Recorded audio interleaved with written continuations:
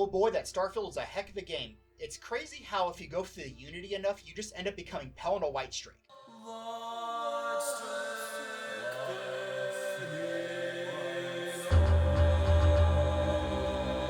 I gotta admit, I never saw it coming. But at least your dad gives you this cool-ass revolver. Oh well, I guess I'll go play that Pathfinder game I bought a while ago.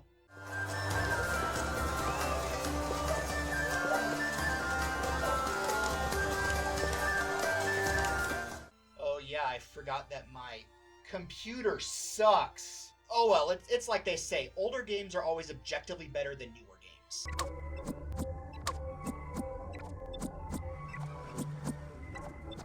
Well, I haven't played Arcanum in a while. Let's fire that up. What do I want to make? I almost forgot how good character creation is. These backgrounds are insane. Like, you can pick between Normie, Amish, Frankenstein monster,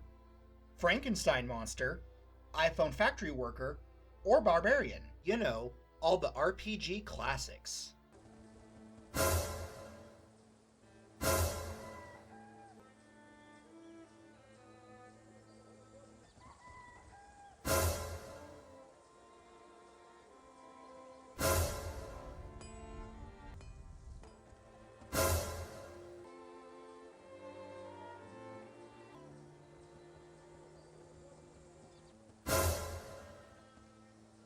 You know, I forgot that's actually a mechanic. The gist of Arcanum is that it's your typical fantasy world, but if it went through the Industrial Revolution, which includes factories, massive technological leaps, the argument on whether guns or swords are better,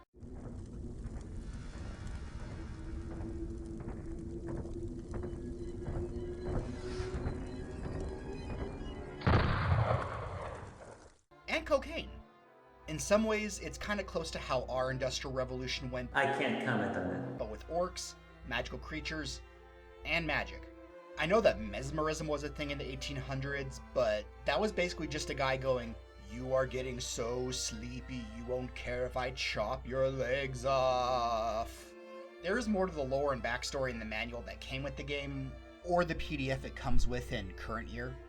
But like I said before, it's basically your regular fantasy world, but with some technology and science thrown in. And the fact that according to the fossil record, basically everyone but humans, dwarves, and gnomes were created through magic in eons past. It's unknown exactly how it was done, but it was probably close to this. But like your typical fantasy universe, most groups have beef with each other. For example, elves are snooty and think they are better than everyone else and don't get why people just don't want their help.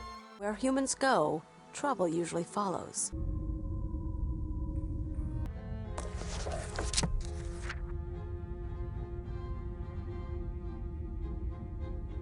Dwarves just on sight don't like elves and think humans are dumb and don't think anything through.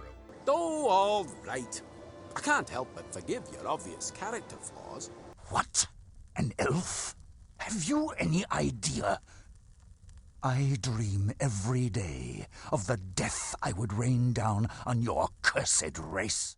Humans, in comparison with the other races, live such short lives.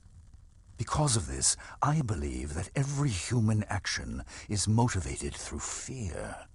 The fear of death. Gnomes. You know, it's funny how around the time the Torontian monarchy disappeared, they all started to get half-ogre bodyguards, seemingly out of nowhere. Orcs.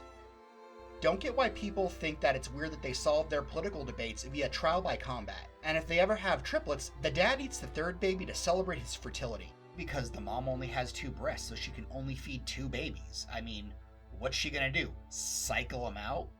Humans. Go look in the mirror and imagine you have a top hat on. Dark elves. Like regular elves, but they are really mean about their elven superiority. I see. Well, the Dark Elves differ from other elves in one important way. They believe that only the elves are fit to rule, that the reason for the current state of our world is due to the fact that the elves no longer guide the other races as they once did. They believe that Aranax was right when he waged war against Nazredin so many years ago. They are super edgy and are complete boomers when it comes to anything slightly technological. Hobbits. They just want to chill, and I think people get mad because of how little it takes for them to live well. Half-ogre. the offspring of humans and ogres. How this happens, we don't talk about that. But recently there have been a lot more of them, and like I said before, they are usually in the employ of a gnome as a bodyguard. And while they aren't as strong and hardy as full-blood ogres, they are more intelligent.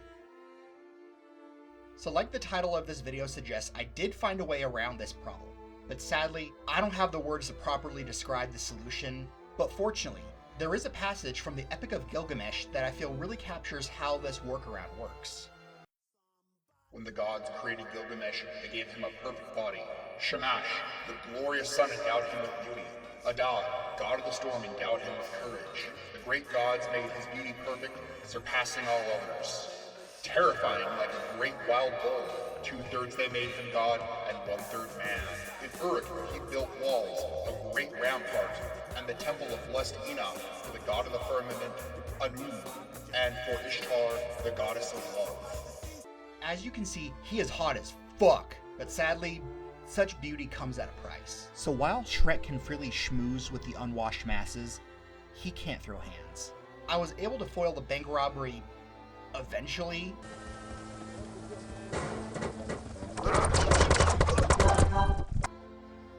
But try as I might, I was not able to get past Lucan the Witless.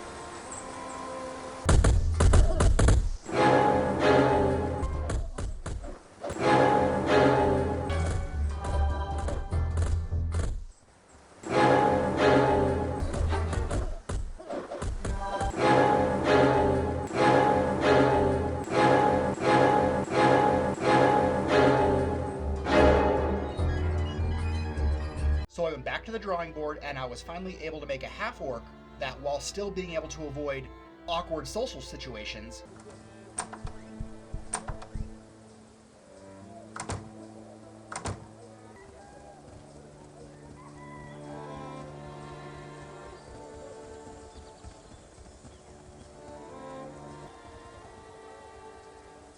was able to dab on Lucan.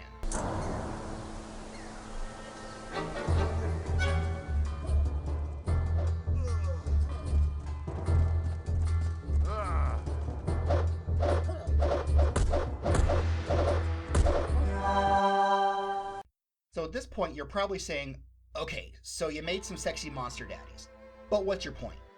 So in Arcanum, there are two social scores, charisma and beauty. Charisma, like in most RPGs, is how persuasive your character is and can allow you to increase your party size. Beauty, on the other hand, controls people's initial reaction to you. So while some NPCs will react less favorably to certain characters based on their race, so if you're hot enough, it raises their initial reaction to you, and it just overrides any racial bias that they previously held. But funnily enough, this also works the other way.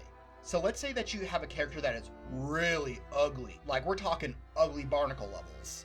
With a low enough beauty, it'll tank people's initial reaction to you, and you'll basically get the same dialogue, but with half-orc replaced with human. There's also a voice-acted follower you can get, which is pretty rare, called Gar, the world's smartest orc.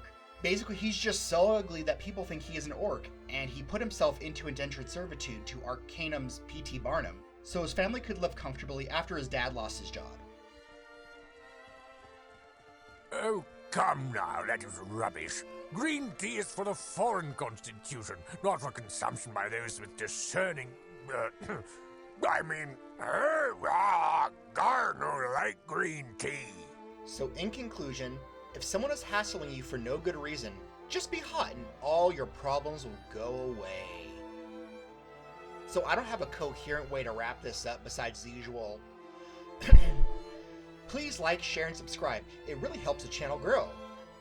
So if you'll allow it, let me play you out with an MLG Sacking of Senang. But my hope will never die. They ask you how you are, you just have to say that you're fine, and you're not really fine, and you just can't get into it because they would never understand. This shit ain't nothing to me, man.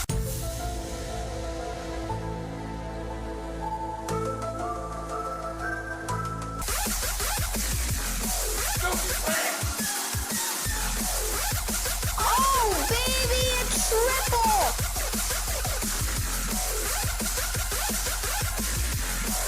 Wow! There are too many damn wizards on my block.